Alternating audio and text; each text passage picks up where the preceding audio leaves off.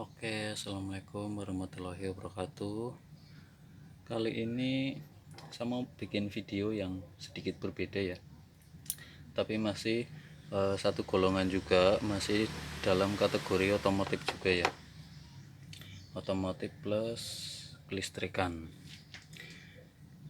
Kali ini saya mau masang switch pintu ya, atau switch door, switch pintu seperti ini, tapi ini saya pakai yang model universal.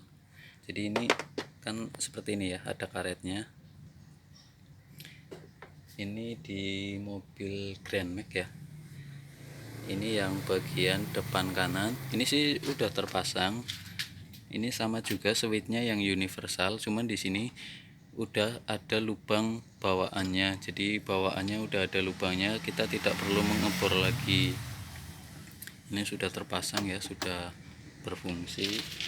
Harusnya sih kalau ini pintu tengah harusnya di sini, umumnya di belakang sini, cuman nanti ngurut kabelnya agak susah kan, pasti kan lewat sini, lewat lantai ya.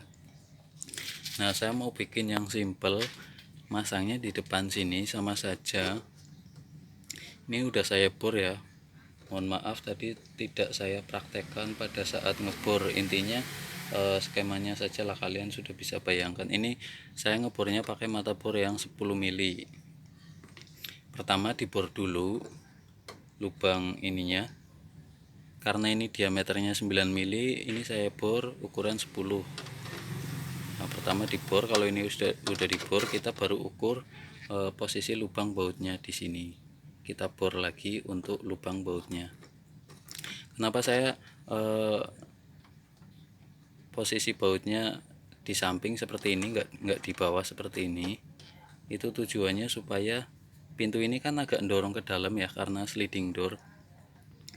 Jadi saya baut di samping luar supaya ketika dia kedorong ke dalam seperti ini ada tahanannya untuk supaya lebih kuat, gitu aja sih intinya, itu aja. Tapi sama saja sih skemanya itu. Dan perlu kalian ukur juga, karena ini kan masih panjang ya, tonjolannya masih panjang, jadi harus diukur. Kita potong seperti ini, diukur jarak mainnya seberapa. Untuk cara ngukurnya gampang aja sih, kita tutup dulu pintunya. Nah, setelah kita tutup, kita ukur pakai apa ya, saya sih pakainya paku aja ya. Nah, saya pakai paku seperti ini. Kita ukur dari dalam, ini kondisi pintu tertutup rapat ya.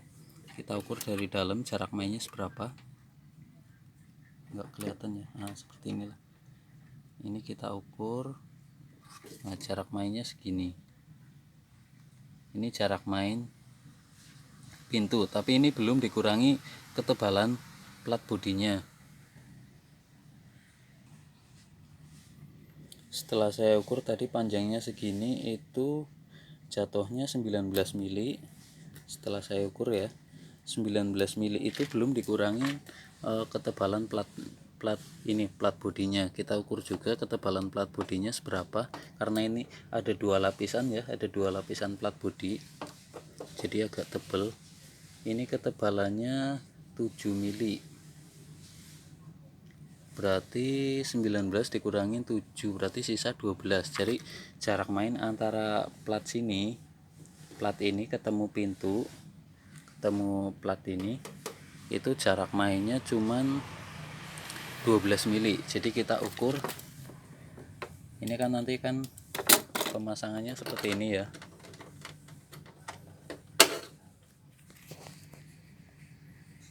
Nah, jadi kita ukur dari sininya, jarak main.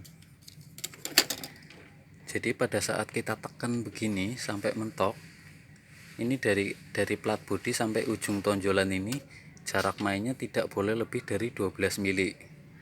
Buat kalian paham mungkin ya. Nah, kita tekan, ini cara ngukurnya gini aja, kita tekan sampai mentok. Terus kita ukur dari plat bodi sampai ujung tonjolan ini yang saya tekan pakai kuku, itu tidak boleh lebih dari 12 mili. Ini kondisi kita tekan ya, kondisi kita harus tekan, karena itu mengukur untuk ketika pintu ditutup supaya tidak mentok. Nah seperti itu ya. Ini tinggal kita pasang baut ya. Oke. Mohon maaf ya agak gelap. Nah ini udah terpasang, udah saya baut. Jadi ini kan ada karetnya, makanya ini tampilannya sama sih. Cuman kenapa saya pilih yang universal ini, karena ini harganya murah, cuman 5.000 perak per satu piece. Kalau yang orinya kan lumayan mahal ya. Terus pakainya kabel juga yang bagus sekalian, jadi supaya awet untuk jangka panjang. Ini pakai kabelnya yang bagus sekalian, jangan yang kabel biasa, biar nanti tidak bermasalah, karena ini kan pasti untuk jangka panjang ya. Yang ini juga, jadi antara switch ini dengan switch ini terhubung. Ini kan mainnya kan ground ya, untuk nanti terhubung ke alarm sama lampu-lampu kabin, termasuk nanti untuk lampu kolong juga ya. Jadi untuk pintu yang kiri juga nanti skemanya sama seperti ini, pintu kiri, depan dan tengah, sama pintu bagasi, intinya begitu. Ini nanti terhubung ke alarm. Nah seperti ini ya. Ini sabuk pengamannya saya lepas dulu bautnya supaya lebih mudah dalam proses pengerjaan. Nah ini nanti ini kenapa kabelnya saya potong di sini, karena nanti saya bikinkan soket supaya ketika suatu saat terjadi perbaikan atau pengerjaan atau servis apa gitu kan, supaya tidak mengganggu. Kalaupun kabel mengganggu, kita tinggal cabut soketnya supaya lebih mudah dalam proses pengerjaan di bidang yang lain, seperti contohnya bongkar jok atau bersih-bersih lantai dan lain-lain ya. Kalau memang kabel yang mengganggu, tinggal kita lepas soketnya, nanti dipasang lagi. Jadi lebih mudah gitu ya, karena ini kan tambahan, jadi akan sangat sulit ketika kita harus memasang kabelnya melalui dalam bodi. Itu akan sulit, karena ini kan kalau pabrikan seperti ini ya, contohnya seperti ini untuk switch central lock. Ini kan kabelnya lewat kolong ya, lewat selip-selipan bodi, kita kan susah masukinnya, makanya kita taruh di luar dan kita bikinkan soket seperti ini nanti, supaya lebih mudah kalau suatu saat mengganggu pada saat kita mengerjakan di bidang yang lain. Oke, itu aja. Nanti saya mau bikin tutorial untuk pemasangan lampu kabin ya, lampu kabin sama lampu kolong untuk yang terhubung ke switch pintu, supaya lampu nyala ketika pintu terbuka. Sama bonet ya, bonet depan nanti saya mau bikinkan lampu juga buat tutorial. Semoga bermanfaat isi dalam video ini ya. Terima kasih buat kalian yang sudah menonton. Semoga bermanfaat dan